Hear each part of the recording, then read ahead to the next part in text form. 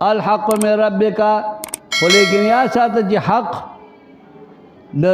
رب ستانه دی چې ستا رب څه وایي هغې باندې تلل کوه فلا تکونن من الممترین مکې د شاکینو نه ممترین ما شاکین شک کوونکو نه په دې کې شک مه کوه چې دا ته په وحی په ذریعه معلومه شو چې دا حکم داسې دی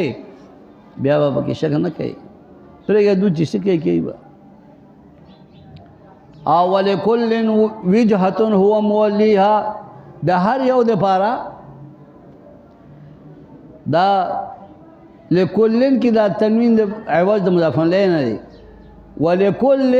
من الامم وجهة دا هر یو د امت دپاره وجهة قبلة قبله ده وجهة معنی قبلة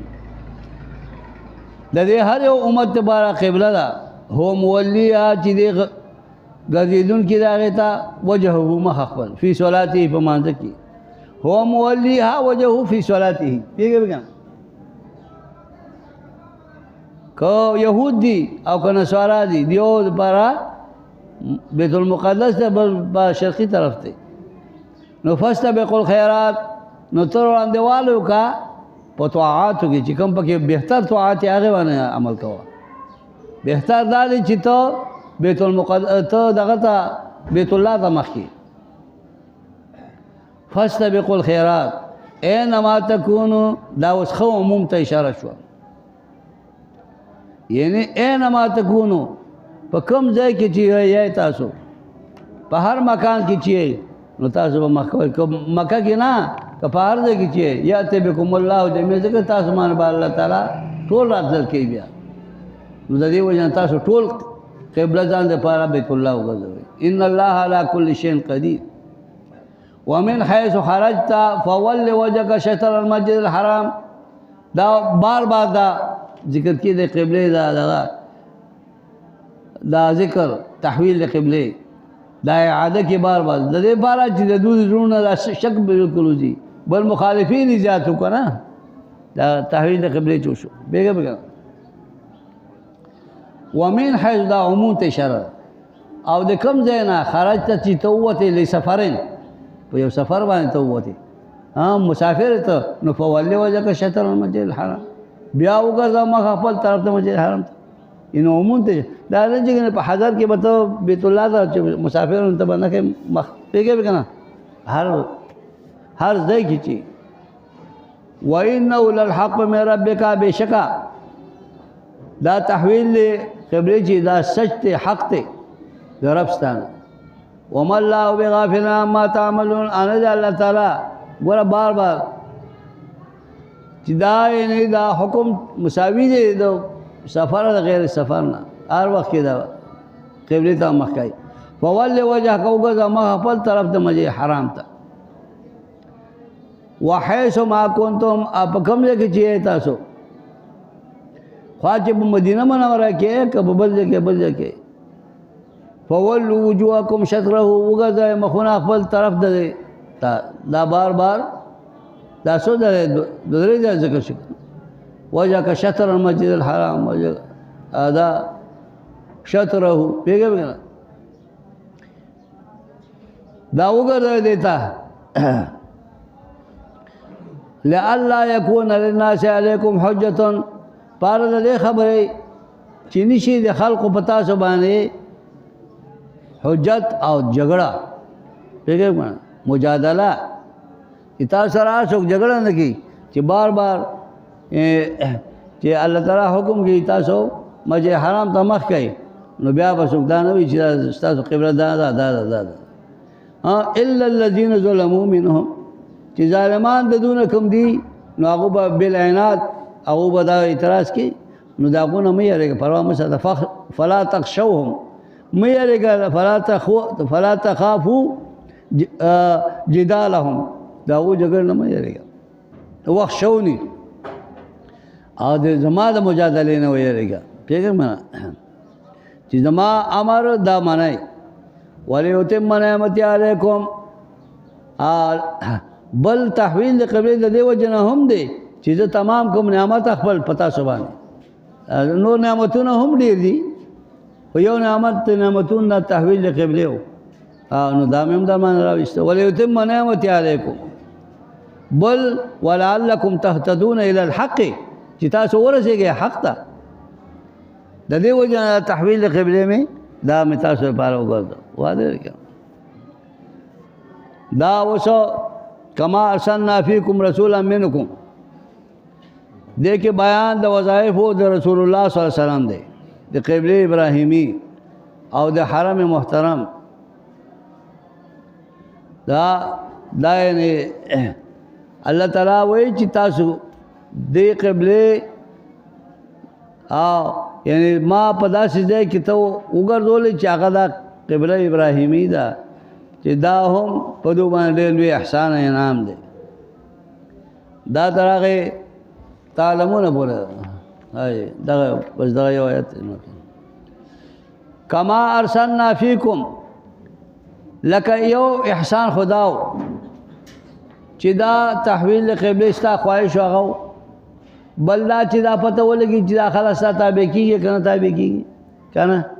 بل دا احسان و چې تا باندې ډېر لوی نعمتونه د الله تعالی لیتم نعمتي علیکم پوهېږئ که نه او بل دا وجه ده چې موږ ولېږلې ته په دو کې دا هم لوی نعمت دی چې په مکه کې زموږ پیغمبر دو ته د دو د جنس نه د دو د قوم قبیلې نه موږ ته ولېږلې دو ته نو دا هم په دو باندې دا انعام دی که نه دی نو دغه وایي دا بیان د وظایف د رسول الله صلی الله علیه وسلم د قبله ابراهیمی چې هغه یو د هغې کې فایده دا ده چې ته یعنې الله تعالی په مکه کې پیدا کړې او په مکه کې هغه مکه چې نو هغه ستاسو لپاره قبله وګرځېده پوهېږئ به که نه پوهېږئ لکه کما ارسلنا فیکم لکه څرنګه چې موږ لېږلی دی فیکم په تاسو کې محمد صلی الله علیه وسلم دا هم احسان وکړه چې په تاسو کې ولېږه الله تعالی رسولا منکم چې هغه رسول وي تاسو نه ستاسو د مکې والو نه هغه الله تعالی رسول همدغه پیغمبر اسلام تاسو سره به ګډې بېدې سرولې څلوېښتو کاره کړو او هغه پیغمبر اسلام الله منتخب کړو د پیغمبرۍ لپاره او یتلو علیکم آیاتنا هغه لولي په تاسو باندې زما آیتونه ویزکیکم اپاکی تاسو شرکیاتونه عقاید شرکیونه تاسو پاکی ویعلمکم الکتاب اخی تاسو قرآن کتاب نو مراد قرآن مراد دی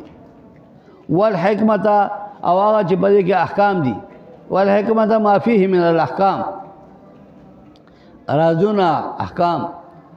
او دارنګه ویعلمکم او خی تاسو ته ما هغه څه لم تکونو تعلمون چې تاسو په عالمان نه وای هغه ټول تاسو ته ښیي دا ټول ته وکول کړه دا دی پیغمبر ستاسو د قوم قبیله د دې علاقې سره دی بیګه بیګه هغه دا نو دا لوی انعام دی تاسو باندې کړه و د دې انعام شکریا ادا کول غواړي ها نو دا هغه شکریا تلقین د ذکر او د شکر کوي شیخ سوي تلقین ذکر او شکر دا دی یو آیات کې چې الله تعالی وایي چې دا دم انعامات ما په تاسو وکړو چې تحویل د قبله مې مغازرات قبله ما چې کومه د ابراهیمي او هغه مې معین کړل او دغه رنګې تاسو کې ما پیغمبر هم په دغه مکه کې نازل ادم منتخب شو نو دا ټول نعمتونه چې دا قابل شکریا دي چې تاسو د الله تعالی شکر ادا کړئ فذکرونی نو یاد کړئ ما اوس ما یاد کړئ نو اذکرکم زه به تاسو بیا یاد کوم نور نعمتونه به درنه راولم وشکرو لی او شکر وباسئ وشکرو لی او تاسو شکریا وباسئ نعمتي وشکرو نعمتي بطاعت لی ما معنی تاسو زما نعمت شکریا ادا کړئ چې کوم نعمت ما پتا سو کو ولا تکفرون او تاسو کفر مکوئ ناشکری مکوئ بالمعصیت بګناه سره چې تاسو ګناهونه کوي ورته ما دا ما نعمتونه نازل کړه تاسو ګناهونه کوئ نو ما یاد کړئ نو زه به تاسو یاد کوم نو د دې وجې نه دغه کوئ د الله ذکر کوئ ذکر او شکر وباسئ د الله دا د نعمتونو تلقین دغه دی او دغه معنی الله تعالی انسان ته نعمتونه زیاتوي پوهېږې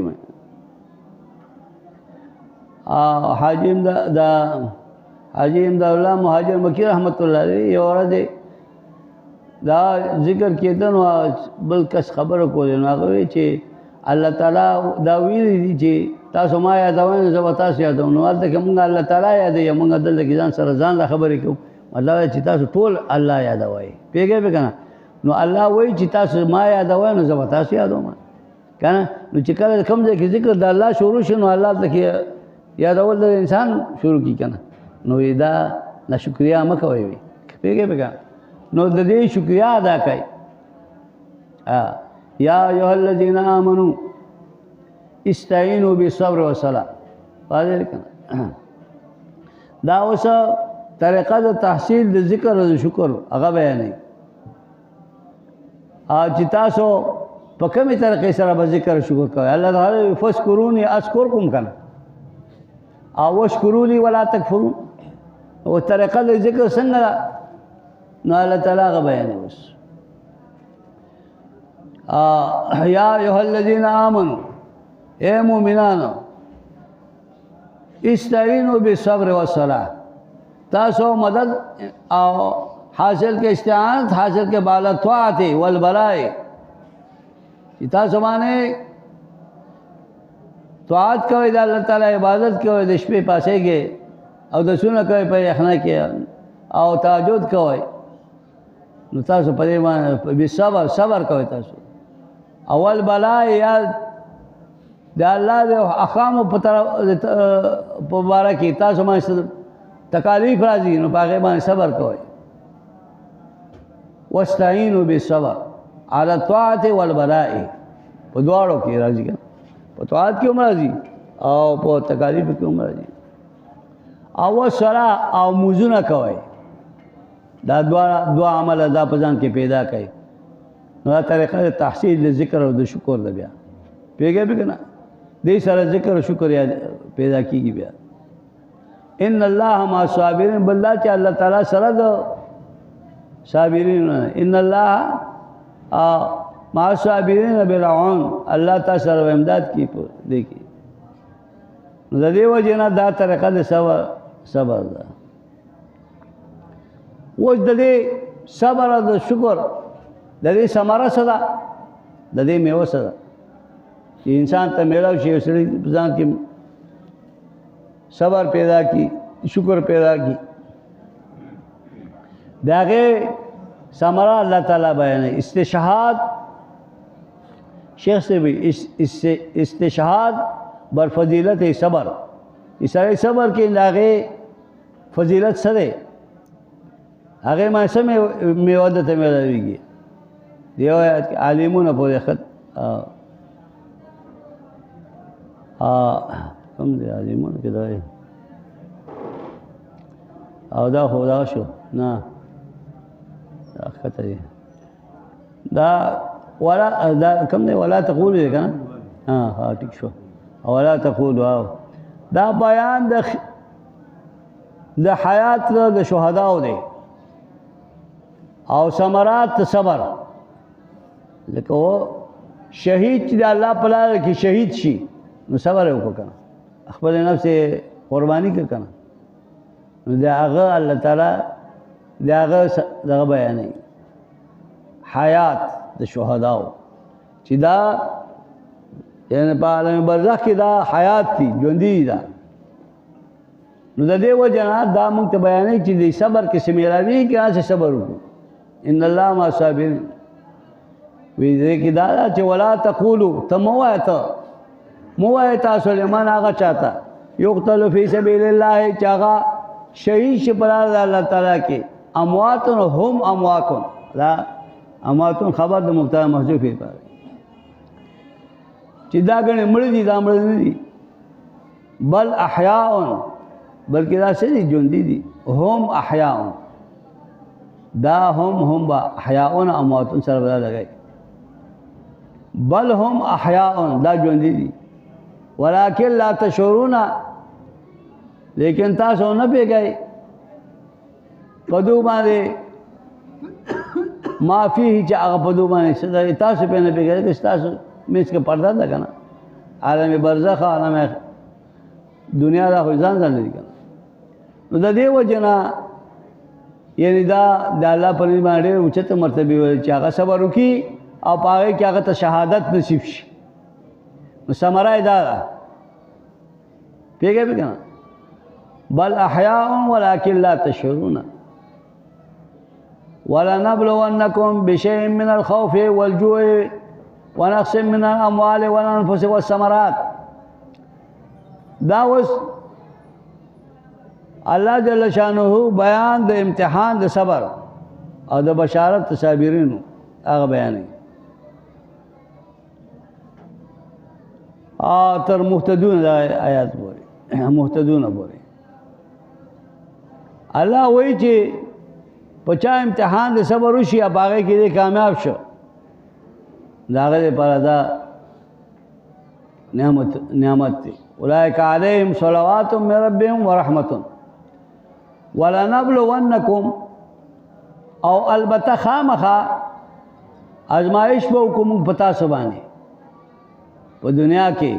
بشیء من الخوف یو شی دی یری تاسو لمانه موږ یاره راولو دشمن للعدو د وجه دشمن نه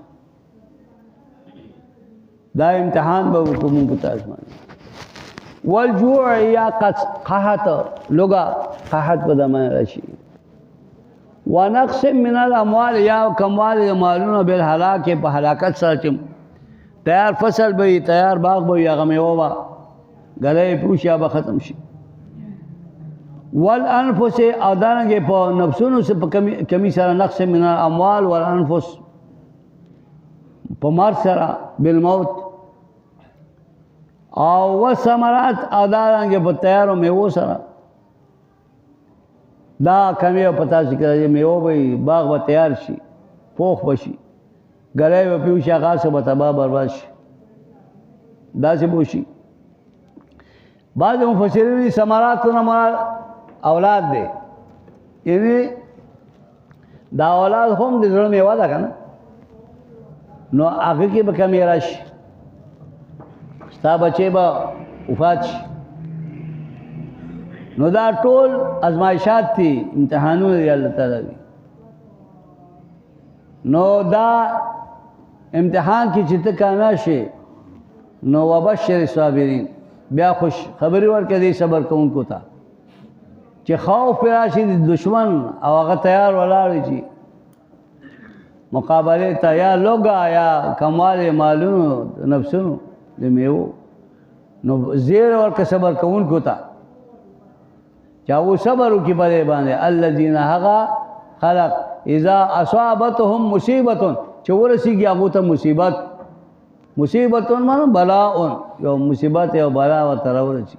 او په دغه وخت هغه وایي چې ان قالوا وایي چې انا لله و انا الیه راجعون دا سم جماع کې ناشي یا بل کې هغه ماندا आवाज وشي ها نو د دې وجه دې فوري تو سوي چې انا لله و انا الیه راجعون دا هر څه چې وي او چې نقصان دته میلاو شي ا دې بده دا وي چې انا لله و انا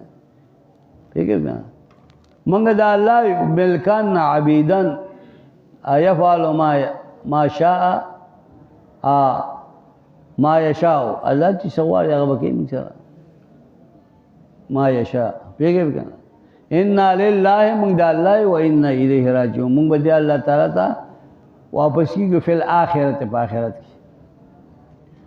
چې دا خبر دا الفاظ دی وی نو الله تعالی وی چې اولئک علیهم صلوات دا هغه خلق چې بدو باندې صلوات معنا مغفرت بدو باندې مغفرت دی الله مې ربهم دې طرف ربنا دا ټول وبخلی شو ورحمت ابدو ما نعمت تی رحمت تی مهربانی ده الله و اولئک داخل چې هم المهتدون هم دو مهتدون الى ثواب دي دو ثواب ته په حقیقي معنی سره ورسېدل چې هغه دا مصیبتونه په دنیا کې ابتلا راشي په هغه باندې او هغه باندې هغه صبر وکړي دا هغه لپاره دا پیشنګویي ده پیږي دا یو خبره شو اوس دا چې د بل د کې شوي چې انسان ځان باندې تکلیف تیر کړي او دا هغه ته یعنی د هغې فضیلت او ثواب میلاو شي نو هغه الله تعالی ښیي چې په کوم ځای کې یو انسان باندې تکلیف تیر شوی هغه ته کومه ثمره میلاو شوې ده نو دا به هله چې سړی اطمینان به هله چې هغه بل ځای کې نظیر وویني که نه پوهېږې که نه پوهېږې نو د دې وجې نه اوس ان صفا والمروه اوس تاسو څوک وایي چې د دې د هغې څه مناسبت دی صفا د مروه او د حج د بیت الله نو په هغې کې مصیبتونه راځي تکلیف مشقت راځي او په هغې کې باندې ته صبر وکړي اوس یو سړی د هغه مال هم ولګېد دولت هم ولګېد سفر یې وکړی تکلیفونه پرې میلاو شو ورته نو هغه ته په هغې باندې الله تعالی اجر ورکوي پوهېږې به که نه لکه دا بی بی حاجره رضی الله عنها او چې څه وخت کې دا یعنې دوی یعنې دا صفا مروه ته دې دا لاړه ده او بچې اسماعیل علیه السلام هغه خانه کعبې خوا کې دا کوم ځای کې چې اوس آب زمزم دي دې ځای کې څملم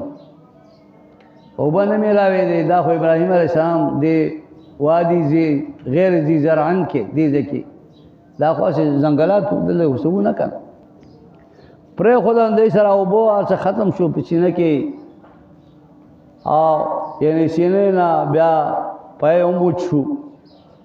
نو دا سرګردانه شو نو دا صفا ډېرې ته لاړه ده پریشانه وه چې تا خو دې خو اوبه یې کتلې نو صفا ډېرې نه خو دې خو اوبه کتلې هلته کې مخامخ بچې هم او ډېر د صفا مروه ډېره د آب زمزم دا ځای ډېر فاصله کې دی پوهېږې به که نه ښه لوی کافي فاصله ده خو دغه ځایونه اوچتو دا ډېری وې داسې اوچتو د یو خوا بل خوا نو هغه په دې تکلیف باندې په دې پریشانۍ په سلسله کې هغه لاړه صفا ته وختله او هلته کې اخوا دې خوا یې کتل اوبه یې کتلې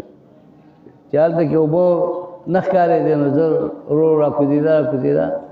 چې ښکته وشه چې اسماعیل علیه السلام اخو هغې کې بچی پروت دی که نه لتې وارې نو چې به د دې ډېرا نه به ښکته شوه چې لږ به دې د سترګو نه پناه شو دغه به یې منډه کړه چېرې لږ بره شمه چې بیا ووینم هغه دا اوس دا جان چې کوم عمل کوي که نه دا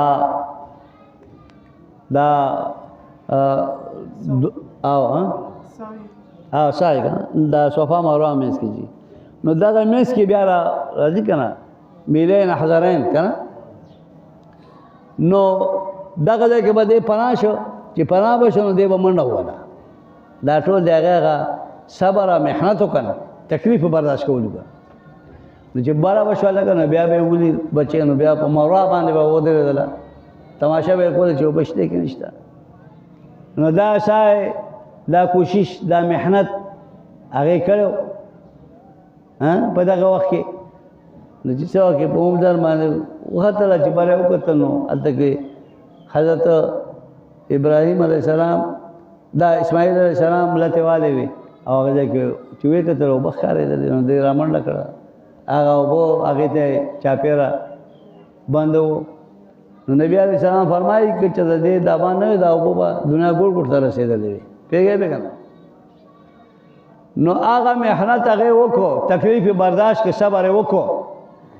نو د هغې دا اجر او دا ثمره ده چې اوس تر قیامته پورې دا خلق د دنیا د اطرافونه ځي او هغه عمل کوي که نه کوي نو دا استشهاد دی په فضیلت د صبر باندې چې د صبر میوه هغې برداشت کړه نو هغې میوه اوس حاصلېږي ورته پوهېږې که نه پوهېږې نو دا اوس دا استشهاد پیش کوي په دا ان الصفا والمروه من شعائر الله چې دی دا استشهاد دی په صبر باندې تر عالمونه پورې دا بیان کوي اوس پیږي ان الصفا والمروه یقینا صفا مروه چې من شعائر الله دا د اعلام د دین د الله تعالی نه من شعائر الله من اعلام دین الله دلته کې حذف مضاف دی پیږي چې دا غنخه د دین د الله تعالی دی دا ټول الله دین نخې دي کنه نو نخې دا ولې وګرځېدلې دا د دې وجه چې هغه صبر کړ دا هغه دلیل شي کنه نو فمن حج البيت چې حج بیت الله وکړو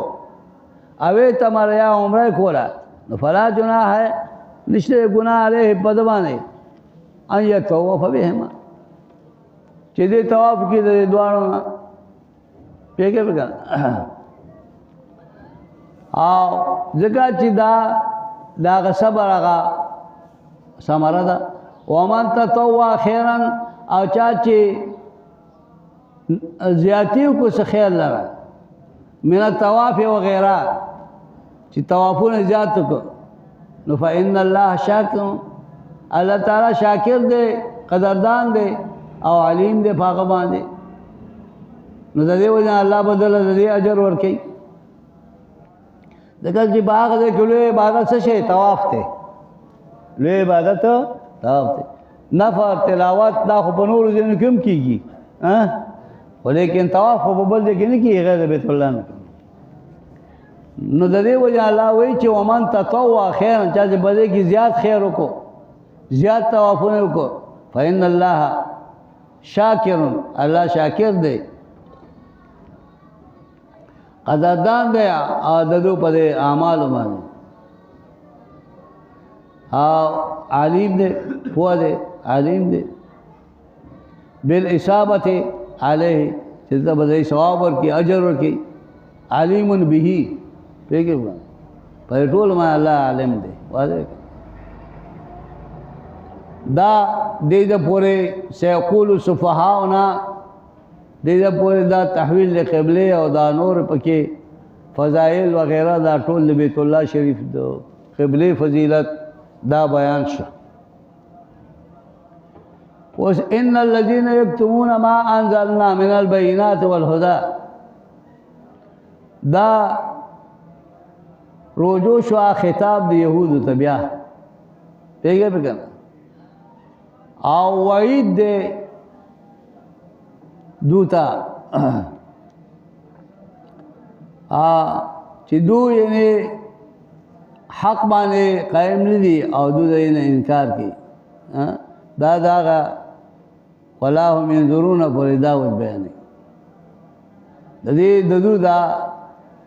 دا يهود دا ناشکریا او د صبر د وغیرہ دا دو کی دا شی نشته نو د دې وجه الله تعالی دا بیان اوس او د رسالت باندې یو څو شوبې دغه جوابونه هم کوي چې دوی په دې باندې اعتراضات کول د نبی علی السلام په پیغمبرای باندې لکه مخکې چې وشو کنه او زجرات هم بیان شو وغیرہ او تحویل د قبله هم بیان شو ادو بچی سپټول هغه بیان شون دام سبا جیبونه دام بیان الله تعالی ترغه پوری ان الذين يكتمون ما انزلنا من البينات بشکا خلق چاغو پټي ما انزلنا غس چې موږ نازل کړی دي من البينات د دلایل واضحونه دلایل واضح او دو پټي وسو هغه کی تحریف کی ادا کی رانه کی والهدى او د هدایت نه د هدایت ته خبرونه هدا یعنی لکه آیات رقم شو یا نات نبی علیہ الصلوۃ والسلام شو نو دا بدو په خپل کتاب کې پټاو کړه تورات کې پیدا پټاو نو الله تعالی دغه قباحت دا بیانې چې کوم خلک چې هغه پټي او د الله تعالی آیاتونه ما انزلنا چې نازل کړي من البینات د واضح آیاتونو نه په صفات نبی علیہ السلام کې ول هدا او د هدایت نه لکه آیات د رجم یا د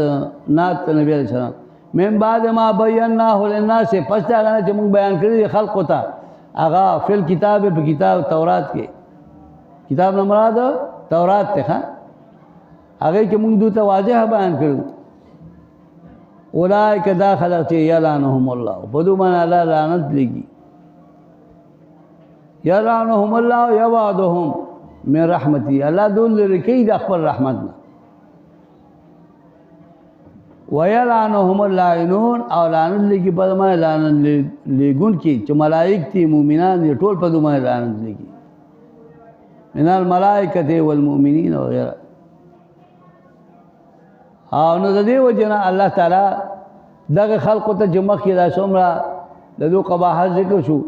نو الله تعالی دې آیات کې وایي چې دو دا حق دو پټۍ دا کوي نو د دې وجه نه په دو الله د الله ملائک ټول لعنت لګي الا الذين تابوا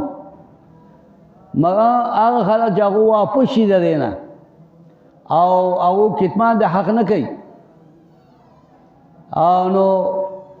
توبه وباسي واصلحوا هغه اصلاح د عمل کې واصلحوا عملهم وبينوا او هغه واضح کی ما کتموه هغه چې دو پټ کړی وبينوا ما کتموه ځکه چې دو حق پټاو کنه نو هغه خلک چې نو هغه دغه مخ کې خلقونه بوزي چې یلعنهم الله ویلعنهم اللاعنون فاولئک داخل چې بیا چې دو په توبه وباسي اصلاح د عملو کی او سرګن کې هغه چې دو مخ کې پټ کړو فاولئک داخل چې اتوب علیهم الله یذو رجوع کوم دوتا په قبول د توبې سره وانا التواب او قبلون کې توبې رحیم په مؤمنانو باندې باندې مؤمن شو نو دا وایي توبه ما قبول وکړه دا خو بشارت شو اوس دا تخفیف بیانوي ان الذين كفروا بشکا خلک کافر دي وماتوا غمر شي وهم کفار په حالت د کفر کې دو کافر وي اولئک علیهم لعنت الله والملائکه په دوی باندې بیا لعنت الله دي ملائکه دي والناس اجمعین د ټول دي خالدین فیها په لعنت کې بدو همیشه وي فیها کې جميع لعنت راځي لا يخفف عنهم العذاب ولا هم ينظرون الله بنا اسانه په دوی باندې عذاب او نه بدو سره امداد کولی شي بیګر دا الله په عذاب کې همیشه پراتی وي دا رنګ ولا هم ينظرون ولا يمهلون التوبه لتوبه دوته مهلت د توبې نشي ورکړي انا ودو معذرت کولی شي ایسه ونه شي والهکم اله واحد بیګر بس بڑے جائے ہاں بس اللہم صلی علی سیدنا مولانا محمد وبارک وسلم وسلم دعا کہ اللہ تبارک و تعالی دا زمنگ دا ناشتہ قیمتی کی اللہ تو دے بنین را بنات را دے ټول چکم قرآن تناشتی قرآن ازدکی اللہ پدومان خصوصی انعامو کے الہ العالمین دا دو ټول د زړونو مقاصد پوره کړي اوریدون کې د دې تفسیر او د ماحول د علاقې الله دا رحمتونه پر ټول باندې نازل کړي الله موږ لا په باندې عمل کول توفیق راکړي موږ له علم په قرآن راکړي د علم په حقایق او معرفت باندې موږ پوه کړي الله تعالی دا قرآن موږ لپاره مقبول الشفاعت د قیامت پر ورځ وګرځي الہ العالمین ته موږ خپل فضل وکړي خپل رحم وکړي الہ العالمین ته موږ د قرآن عظیم په حرف باندې الله ته موږ علم راولي پوهه راولي عمل راولي قرآن د ټول مخلوق لپاره دا قانون وګرځي الہ العالمین ته موږ خپل فضل وصلی الله تعالی علیه